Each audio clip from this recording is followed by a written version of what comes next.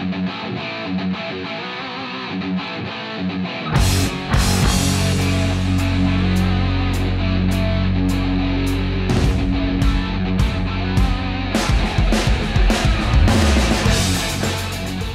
afternoon and welcome to the Pirates Fan Forum here on DK Pittsburgh Sports Podcast Network. I'm your host, Gary Morgan. With me, as always, is my good friend, Jim Stamm. How you doing? Still on location out there? Yeah, I'm still on location. I'll be heading back to the Berg real soon. I miss it, so I'm looking forward to it. Well, the Berg misses you too, brother. I promise you. And returning to the show again is Graves, and this time audio and visual. Pretty good there. I've got it all working today, so I'm looking forward to it and ready to have a good discussion. Well, welcome back. I wish we were talking about something a little more fun, but that's baseball's fault. And Craig, I've been listening to your show. I know the mood you're in about all this stuff, so I brought you in to balance out Graves' happiness. How are you doing today, brother? I'm doing good, and I know you read some of the drafts that I put in on the site, and I actually have to go back in a couple times because I'm just like, I don't want people to think that they're like checking for me on a bridge someplace. So, yeah. It's funny that how often that happens, brother. Like, what was it? A couple weeks ago, I wrote like I just decimated the league basically for everything and all of this. And I'm like, Craig, you better read this, man, because I don't know. we might lose everybody that follows. And I probably wasn't the person to ask. I'm like, oh, yeah, that looks good, Gary. Craig was like, it's good. Put it up. Anyways, here we are. And we started with a poll question because, we like to do poll questions every once in a while. And I figured that's where we should start talking today because it got good response and it was a lot of fun, the conversations that we had online about it. So let's get started.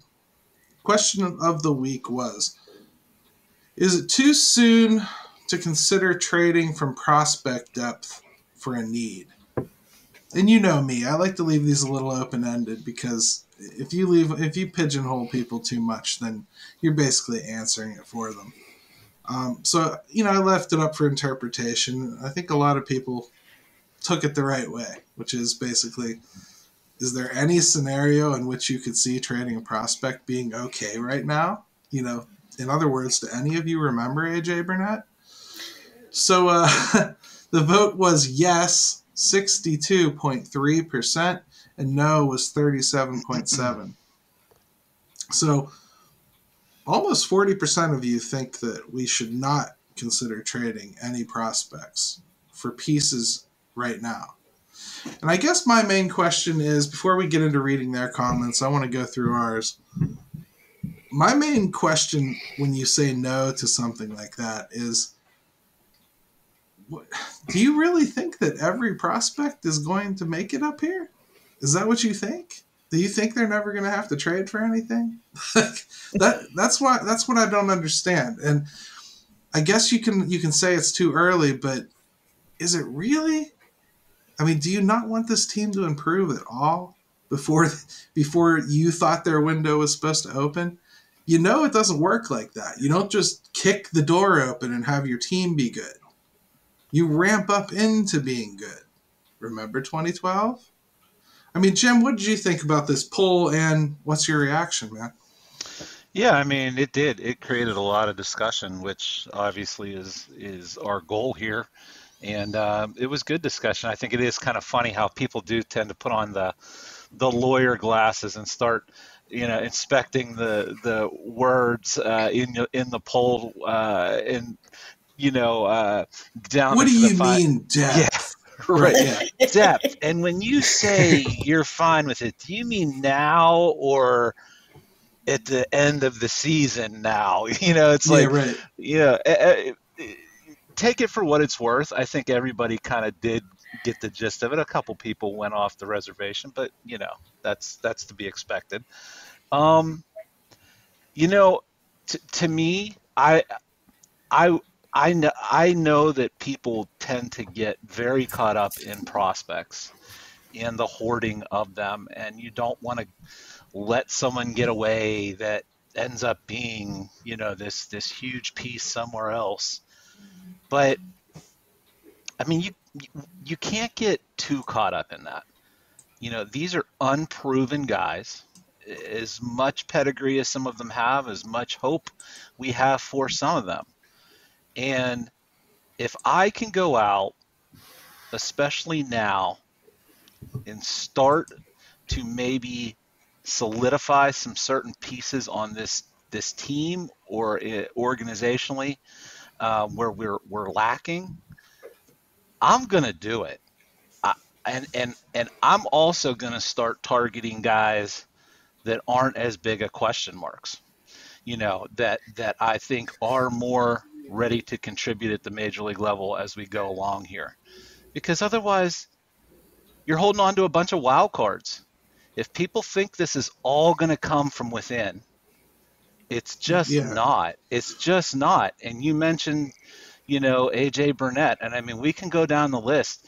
You need guys that are from outside this organization that are going to be a part of this. You can't just hope that all the prospects hit. It doesn't work that way. Despite what many people would love to tell you on Twitter. It's all over. It's all over the place, right? I mean, everybody. It really is. And Graves, we looked at even like this year, let's say everything was normal. If we had the 40-man situation that led to the Rule 5 draft, which I'm not even sure will happen at this point. In fact, I'm leaning it won't. But if there was a Rule 5 draft this year, the Pirates would stand to lose some players. Craig and I have outlined multiple times on our site how that's going to just do nothing but get worse over the next couple of years. It gets harder and harder to hold on to people. So at some point, it's almost like you're doing it just to like get out of your own way and get something for these prospects at some point. I mean, how did you come down on the poll, and what's your thoughts? Well, I will say a few words did stick out with me because I was, consider, I always want Ben Cherington to be thinking a few steps ahead. I don't want him just to be sitting back and waiting. If there's a guy out there that he really wants to bring in, then yeah, he absolutely needs to consider that. And the other one was for a need. I mean, we're seeing a bit of a shift. I mean, everybody we trade, we're not trading necessarily everybody to get back a bunch of prospects. We might be trading those prospects to, like you said, fill that need that we are eventually going to need. And so I'm always in favor of looking and thinking and having those discussions about how to make this team better. I mean, you can never get too set in place that, okay, I've done my job. Let's go see what's going to happen. You've always have to be looking to improve the team. So I'm absolutely, if we need to trade some guys and to improve this team now, the Rule 5 draft is a perfect example. We lose Mason Martin. We already don't have very many options at first base. So maybe we trade somebody and go out and get a first baseman or, that route, or a backup catcher. There's always ways to improve, and they always need to be looking at ways. That's if Mason actually breaks through himself, which is no guarantee. So, Craig, we've been preaching to people for the better part of 2 years now, as we just discovered the other day when you pulled up something from the archives of our old site. Follow the process. Enjoy these prospects. Have fun. Look at, we're rating them. We're talking about them. You've written about 90% of them, I swear. How do you justify what you know is going to come? I mean, you saw what I wrote in that piece the other day. Most of these prospects don't pan out. Yeah, and that's kind of the rub there, because and I may play devil's advocate a little bit here, just because as soon as that question was posted, I mean, I voted, but I didn't want to respond because, I knew I was coming on the show and didn't want to, show my hand completely. Yeah. But I looked at the steps that the Pirates had taken forward, I saw, in at least 2011, and there was what I saw as hope on the horizon. And I saw some players, putting their foot down to be able to, solidify some of those spots, and you knew exactly where your needs were at. Right. I don't know if we necessarily know that at this point. Would I be opposed to it? I'm never opposed to it, as Graves said, of exploring those options, those opportunities if it comes up. We've always said that Ben should listen on every trade. He should listen on whatever comes up, because then he's not doing his due diligence. But in some aspects, I'm going along the lines of what Jim said, is that you better know this is a sure thing. You better know this isn't Wandy Rodriguez, who was on the verge of, sometimes you can't see that, but on the verge, like, he got hurt, and it didn't turn out so well. AJ Burnett didn't, and became a catalyst towards, what we were moving towards. But there was also so many other pieces I felt more comfortable and were possibly in place more in that 2011 year than I did, in this past year. So it struck me like in the side of the head when they went and got Russell Martin and AJ Burnett, because when I looked at that team, I didn't see it. You know what I mean? So they actually kind of, I think, got a little bit ahead of it in my eyes back then.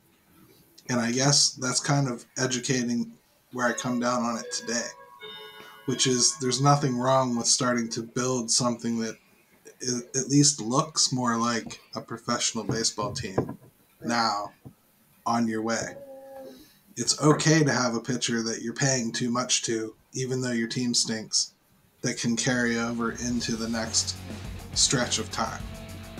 But hey, great first discussion. We got to take a quick break. When we come back, let's pick it back up, because there's just too much here to leave it go at one segment.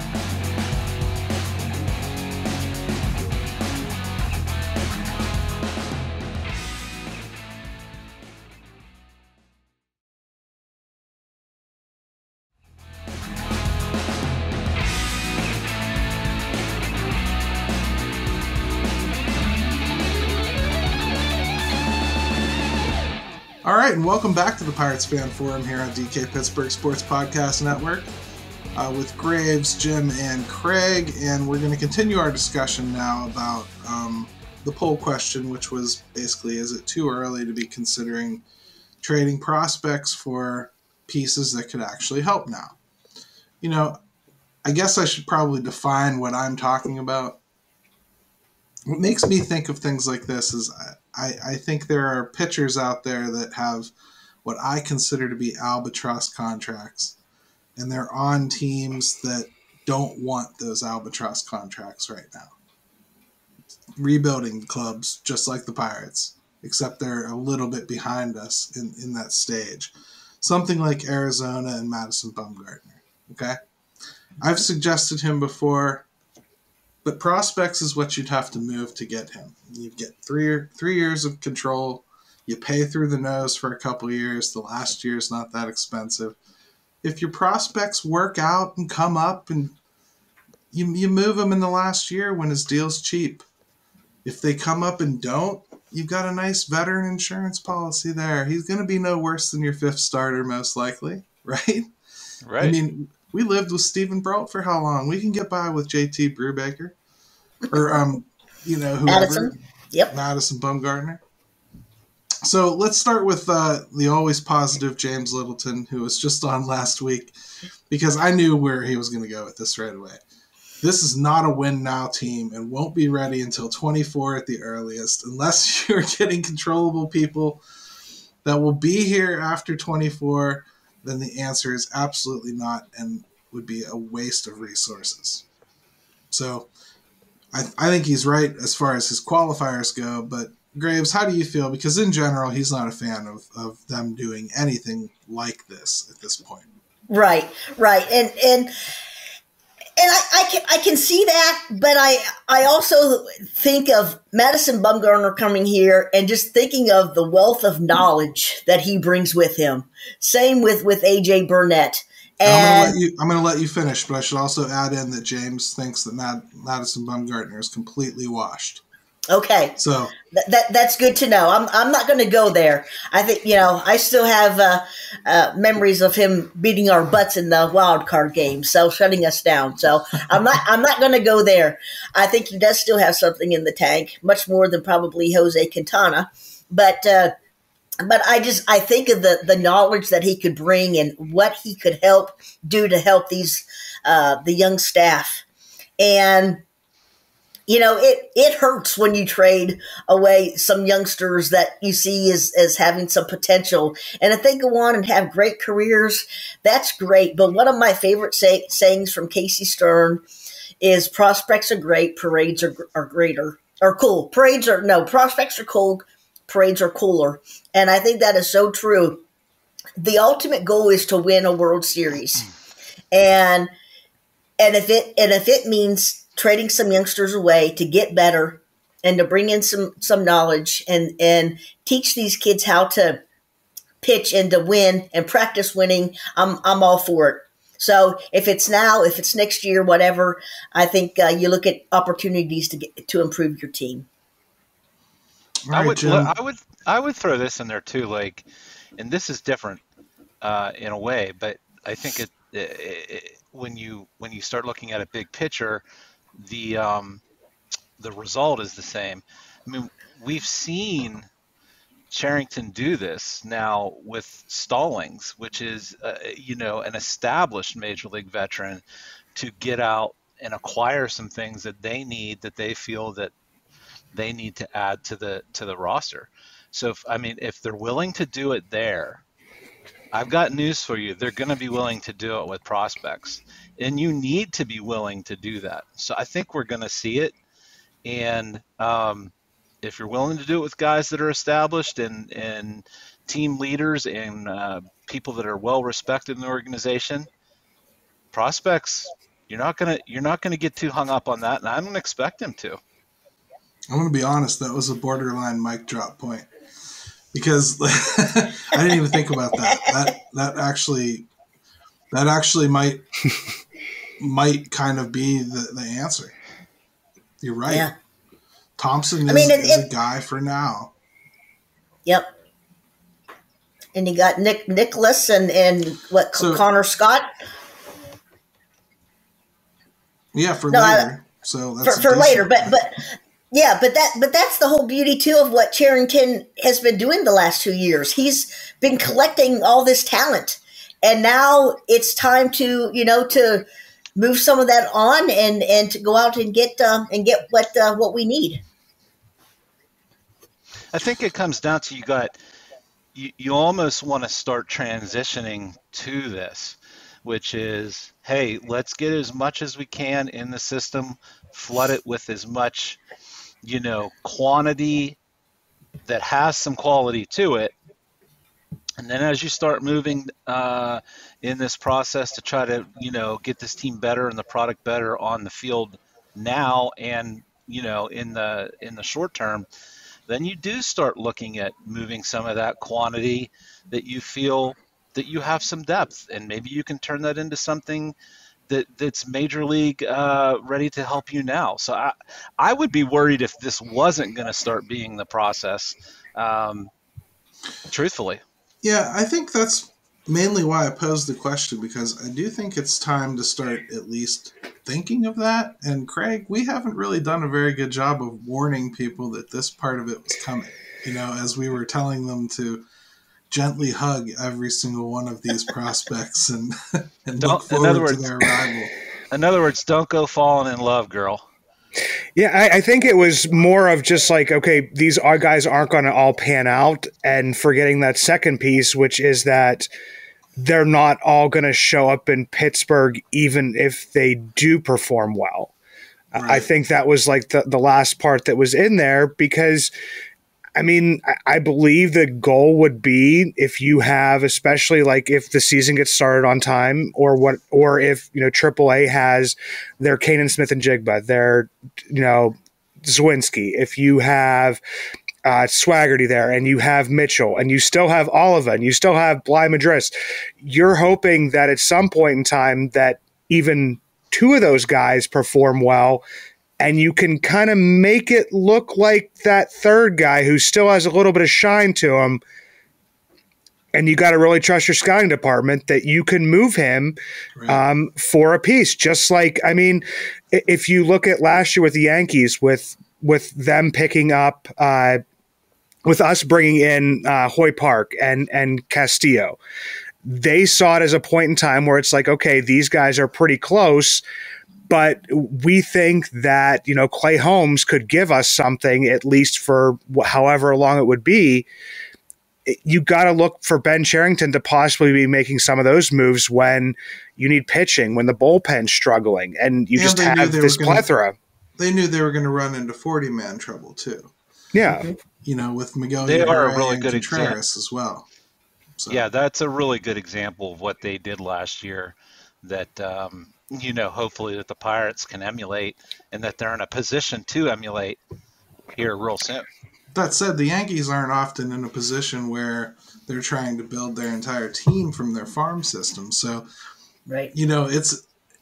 I understand that, everybody and their mother knows who Jason Dominguez is, right?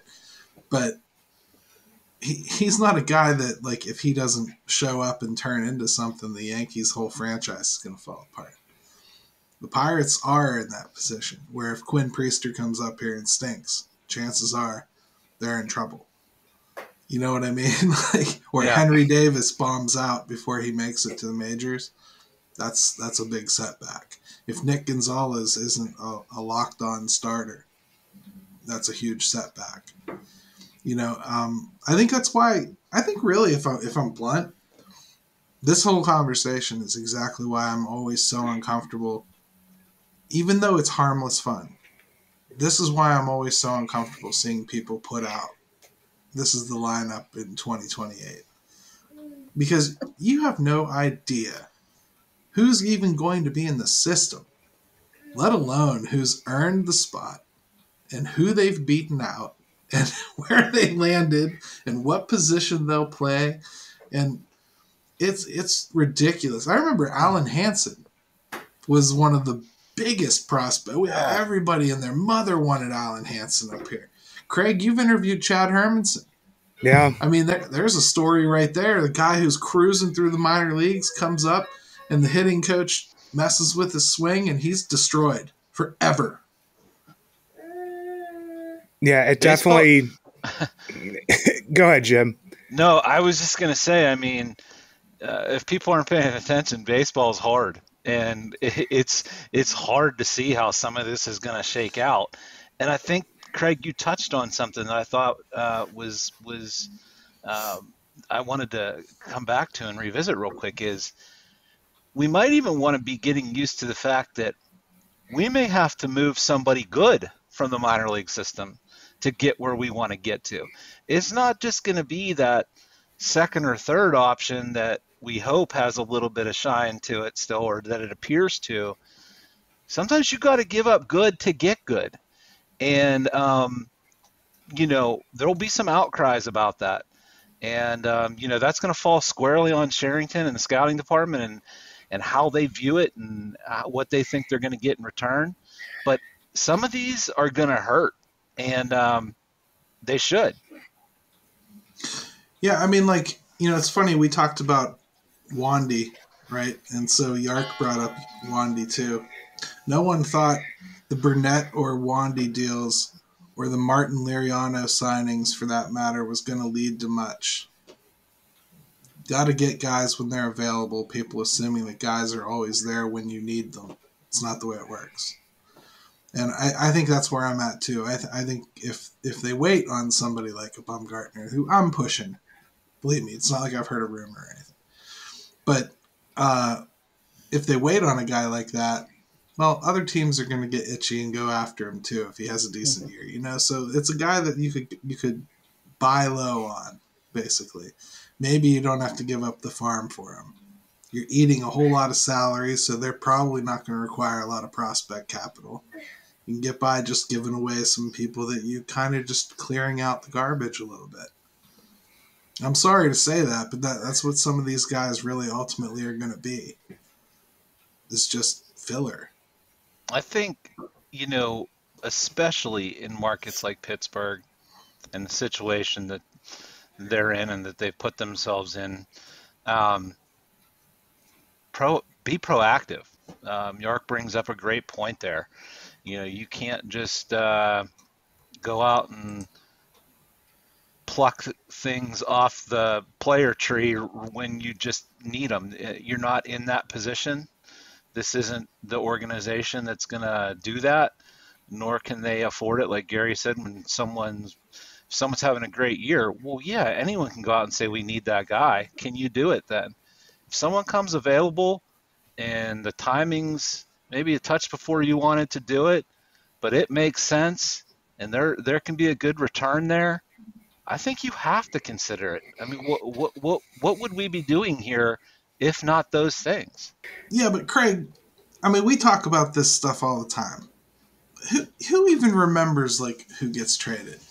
Yeah, and that's what I was thinking of as we're having this conversation. I thought to myself, everybody brings up the AJ Burnett thing has been the huge trade news, and a lot of people have already searched that as to who's in there. But my big thing was I was thinking, who did the Pirates trade to acquire Marlon Byrd, who was a pretty big catalyst at the end of that year?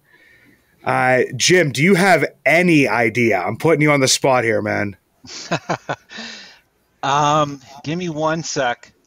Okay, I don't need Okay, I don't need a second. I got zero clue, so hit me. Dilson Herrera. Wow.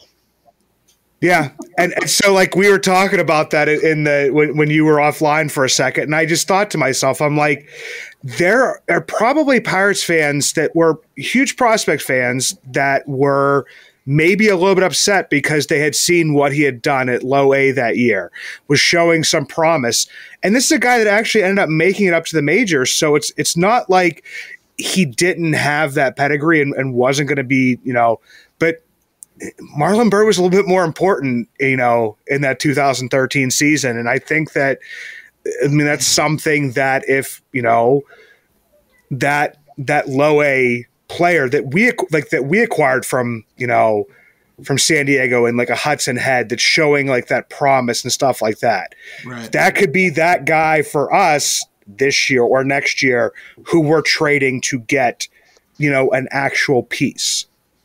Right. The point of all that really is okay, so basically if let's make up a guy that you want or you think is available and you can go get him. It's not going to cost the Pirates a ton of money because a lot of this is about eating contracts to begin with. That's kind of part of the deal. You're trading them that you're going to take that money out of their pocket. You're not going to make them pay that contract. If it costs you somebody like Anthony Solometto, who you've seen throw a couple bullpens, and you're excited about him, don't get sweaty. This is part of doing business. This is part of this job, right? I mean, you have to trade something of value to get something of value. Yeah. Got it.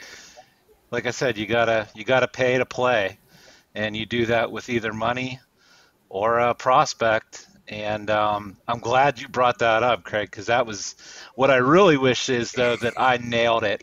As soon as you said it, I nailed it. I just give you the peace sign and I just walk off stage here and just, leave you guys speechless, but it didn't happen. The best part of that is there's somebody listening who's going these guys don't know anything right now because you didn't have that answer in your back pocket, which is great. So yep. I'll tell you what, that's enough on that subject. I don't want to get everybody super depressed that all these prospects aren't going to make it or get traded, but it's just something that I think we have to brace ourselves for. Let's take another quick break. We come back, we're going to have to touch on the CBA. I'm sorry, everybody, if you don't want to hear it.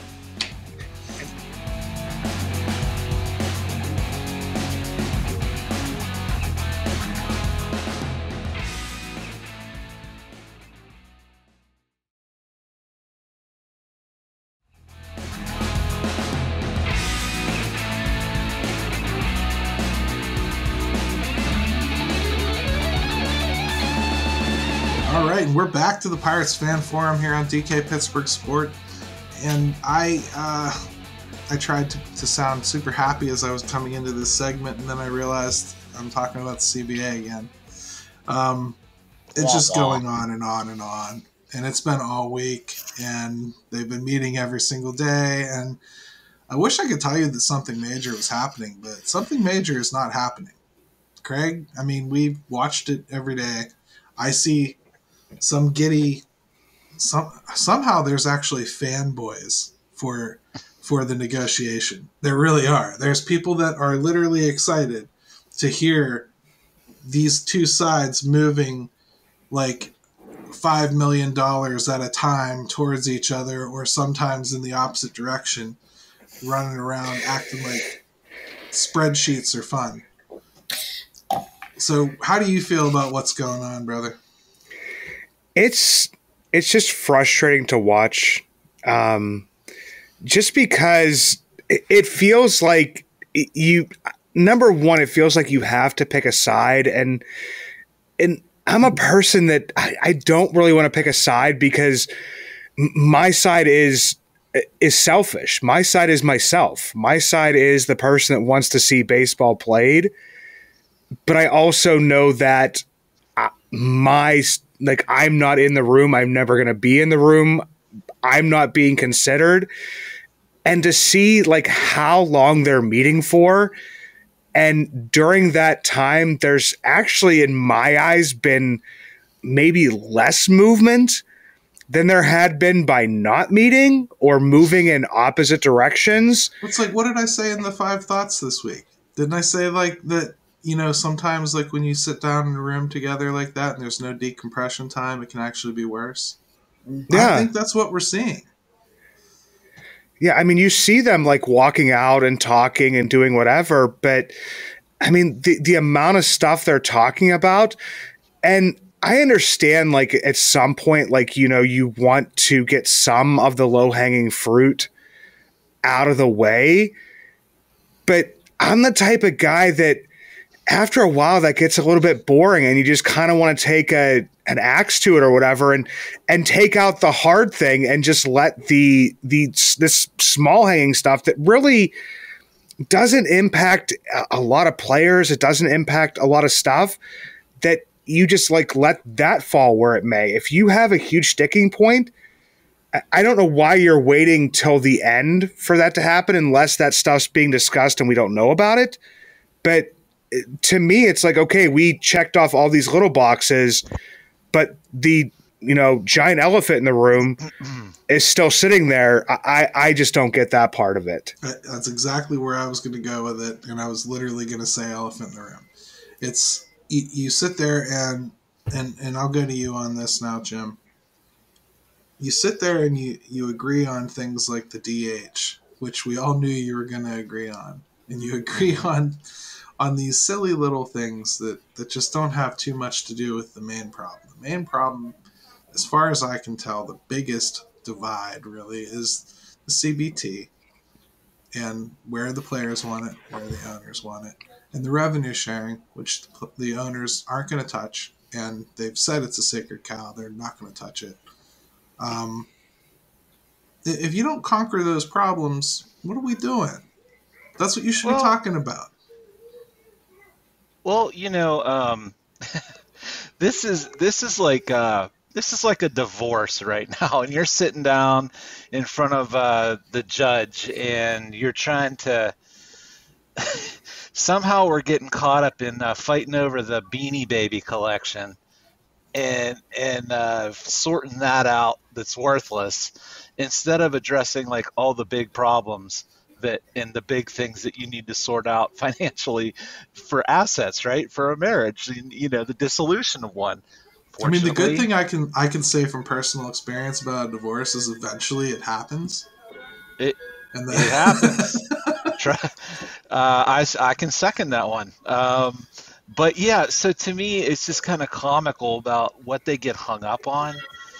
And then I think everybody here, our biggest fear was after this was all said and done, was anything really going to be done to help certain markets and certain teams and truly, truly addressing some of the things that are ailing the game.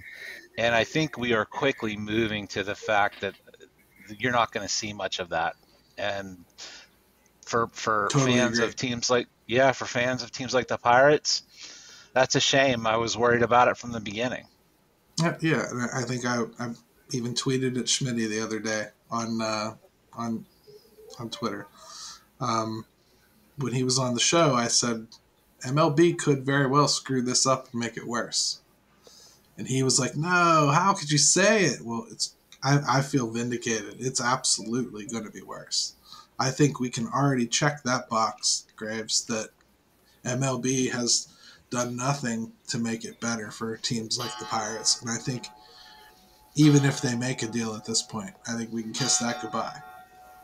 Yeah, and I was reluctant to think that way for the longest time, but it's definitely coming that way. I mean, they can't even seem to really agree on much of the small things. So, but I think both sides have just dug in so deep.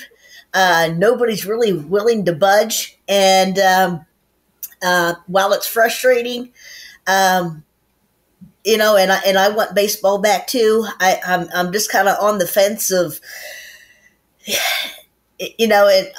of what I really want to happen. If nothing big is going to happen, nothing's going to happen to help the small market teams, then just finish it off and just be done with it and kick the can down the road and let's have baseball back. But a small part of me wants to I'm believe. with you. If it's not going to help the Pirates, if it's not going to help the Orioles and teams like that, Yeah, I mean, make them competitive, then to me, right. why am I losing any baseball games? Yeah, That's my point. Yeah. If I'm going to lose baseball games, make it count. Exactly. And speaking of losing baseball games, there was something that just came out about this big edict from the owners about if the season doesn't start on time. So let's dive into that a little bit. Yeah. You mean like where the pressure tactic, where they're basically saying, we're not going to negotiate on this, we're not going to change the schedule, we're not going to make up ball games. If you cause us, by not agreeing to miss games, you're just going to lose money. You will not be paid for those games, and that's what they said by Monday, correct? Yeah, and tell me that's not targeted at all those Boris clients that are sitting on that board, because they're the ones that are going to lose $250,000 a day. Yeah. Well, and another part of that too that I read is, I think by day 15, then there's some players, and I'm not sure how it was necessarily defined, but some players would get an extra year before they would reach free agency. So it's going to be impacting those type of players, and if it goes beyond 15 days, I don't know if it's if it would affect other people, but I do remember that by April 15th, if we don't have baseball, it's going to start impacting some players, and so that's something to be aware tactics. Of. It's all designed It's all designed to get members to start reaching out to their reps and saying like, "Hey, we want to play baseball. What are we doing?" And the guys that they want to call are the guys that are like not making a ton of money right now and can't afford to miss a paycheck. Unfortunately, they're guys like Brian Reynolds that has a second baby on the way and is making like $600K, and it's stuff like that. Craig, it sucks because we root for young players and we know how MILB players get exploited, so we want them paid when they get up here. It's not like we begrudge them that. But to me, if they're not going to make major changes to this game, I don't understand why we have to lose anything. Both Yeah. sides should just kind of be like, listen, we're at an impasse. We know we're going to fight again in 5 years. Screw it. Let's go play. Yeah, and for I think Major League Baseball, you're pointing towards that 60% that I will talk about. That didn't make $1 million. That didn't make Dilson Herrera's. Yeah, the Dilson Herrera's that didn't get that money, that haven't cashed in yet, that are banking on towards arbitration. You're hoping that those guys that were just added to the 40-man that aren't in minor league camp right now or spring training are going to be able to to push those votes over the top. And I think that's kind of like what you're saying. It's putting the pressure on, and minor league and major league players go back and they say, hey, well then if we don't get paid for 162, then we're not giving you your playoffs, which I think the owners really want and have already signed a deal for. But I don't think that hangs over the owner's head as much as guys sitting here without paychecks, at some point in time. Right, and there's a little fund set up to let them get through that for a while, and I'm sure that Max Scherzer is not going to, take any of that. I'm sure he would allow that to, flow down to guys that really need it. But I would think, a couple weeks of missed games and missed income, I think you will have more of the younger types tending to reach out to their leadership and starting to wonder why we're not playing, especially knowing that there's still going to have to be some form of spring training. So if they really do stay locked out until April 15th, as I saw somebody suggest, you're looking at May 15th before you start, because the players already said they needed a month to get ready. Mm-hmm. So that's like a lot of games missed. That's not fun. That's going to make for some pretty moody spring campers, I'd say. I don't know. It seems like to me a real mess, and I don't feel like they're going to come out of it with any major movement on anything. So should we at least get on record here among the four of us and at least see kind of where we see this thing headed and by when? I'll put myself on the spot if you guys want to do it too. Well, you're the one that thinks it's a good idea, so get us started. Yep. Okay. Here's where we're at. The owners have put this firm deadline in of Monday the 28th, and we're you're not going to get paid for games missed and blah blah blah. I will say, I think we'll see a week or two missed of a season. I think the owners won't necessarily care about that week or two right at the beginning. And it'll be enough to make the players realize that, okay, this is going to start to hurt a little bit, and then they'll come together. So I'm going to put it at a week or two missed of a real regular season by the time it's all said and done. Okay, so mid-March signing point for you. That's. I think it's gonna. I think Monday is just totally unrealistic at this point, and then I think once you actually start seeing things get crossed off the schedule, that will be the impetus, and we're talking a week or two to get all the details in order. All right, Graves, have at it. What do you All think? right. I actually think it's going to go a little bit longer. I think we're not going to have baseball until the 1st of June. Okay. Interesting. What gets accomplished if that happens? I don't know that anything gets accomplished, but I think both sides are dug in so deep that they're not wanting to blink. I think about Joe Kelly and Scott Van Slyke and their little stare off there in the playoff game, and standing there after the national anthem and staring each other down. I think that's kind of where we're at, and nobody's going to blink too quickly. I can't disagree, Craig. I mean, like, again, I know you just want baseball, but if nothing's going to change, and they come back in June and nothing really significant has changed, aren't you going to be more ticked off than if they just blasted the whole season away and did something significant? I mean, at this point in time, if you're going to miss games, do something. I don't see it happening, though. I mean, I see at this point in time, I kind of pick maybe like the little bit of the in-between. I see the spring training starting once all the young boys are out of there and have been made their assignments and are going to start the minor league season. I think it's April 5th for AAA, and then April 8th for the single, double, and low A. But that's where I kind of see that going, and I guess that would be starting the season about a month late. I think that this, I'm going to throw this out here. I think this could eventually be the start of the shortening of the season in general. I've been thinking about this a lot. Just because if you think about the games in Pittsburgh or Chicago or, anywhere up north, New York, that are played on April 1st, we've been to those games. It's either 70 and sunny, or it could be 28 and snowing, and it could just be terrible games to play in.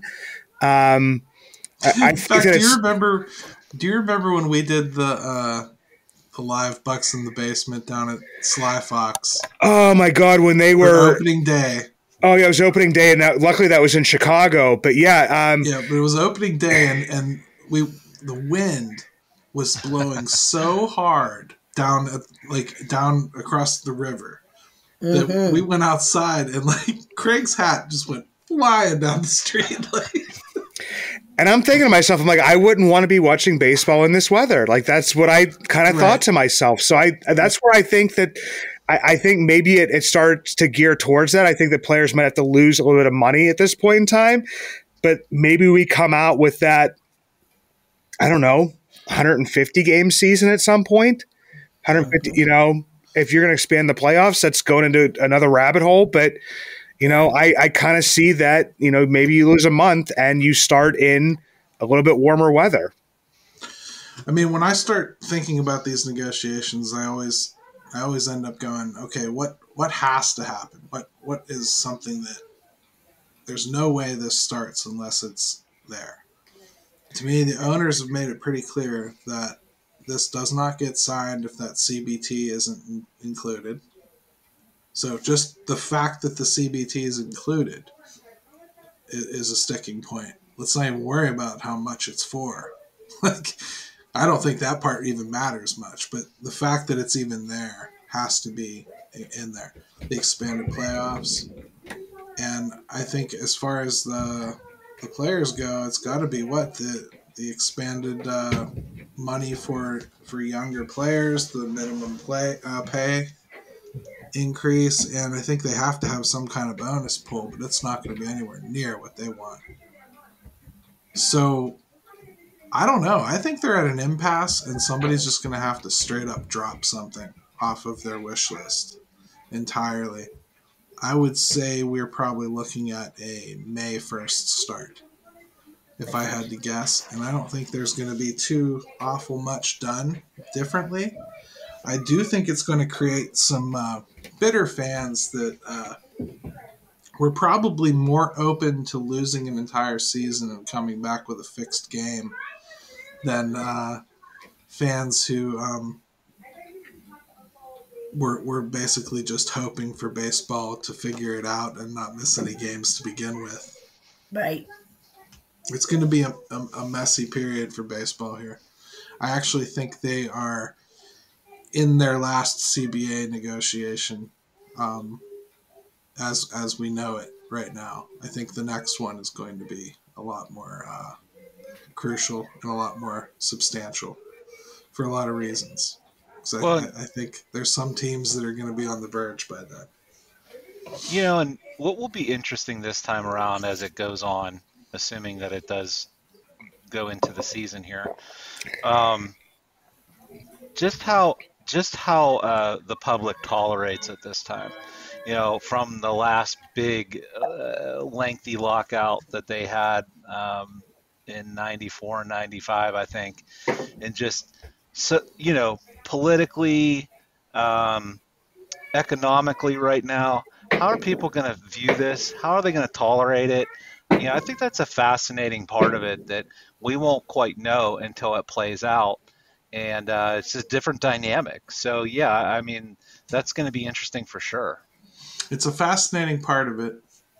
But the fact that, like, people like us who are very, very into baseball, like, we're really into it, can throw around cavalierly words like lockout and strike interchangeably like they're the same thing, like you just did, because that was a strike, not a lockout. But we throw that stuff around like it doesn't matter. I don't know if the general public really long-term blames the right side or the wrong side. I think they just blame the game. I think they blame both sides for hurting the game in 94. They don't care who went on strike or who got locked out or how it happened. They just blame the two sides for being greedy. Even right now, the people that aren't following this daily, they just blame both sides for being greedy. They're just mad that both sides want money. That's all there is to it. The players don't make as much money as they could if they would accept a cap system. That's the truth. I mean, it's factual. It's the way it is. Look at the other leagues. Baseball's making about, I think, 43% of revenue. Not that anybody has 100% hard and fast look at it, but that's the latest I've seen. In all the other major leagues, it's over 50%. All right, there you go. Sorry, you make more money in the other leagues. Maybe the players should wake up to that. At some point, I think they're going to kind of get it forced on them. Not this year. Yeah, not this time. I think that at some point they are going to have to drop something, though. When you're asking for a bonus pool for players and then asking for raised minimum salaries, which would be additional money on top of the raised minimum salaries, I think that at some point in time, one of those has to go. And not that I think that either one of those are, that the players don't deserve it. But I just think that in a negotiation, you can't ask for more money at the bottom, but also a pool of more money at the bottom. I mean, you're asking for something that didn't exist, and your number is $100 million higher than the person on the other side of the table. The chances of the negotiation ending with you getting anywhere near what you're asking for are pretty much nil. And everybody in that room knows that. I mean, to me, it's like when the owners put the 110 mil, like what was it, the $100 million floor with the cap at 180. Like the owners knew that wasn't realistic and it wasn't going to happen. And I see that $115 million pool as the player's side of that. Yeah, you're totally right. The owners aren't Snow White here. They've done the same thing. It's just, to me, the owners aren't asking for anything that's completely brand new. Yeah, CBT, absolutely. I've seen people say it's brand new because it sunset when the last CBA ended. But come on, realistically, that's like my car breaks down and I have to go get a new car tomorrow, and it's like I've never driven before. All of a sudden, no, it's not the same thing.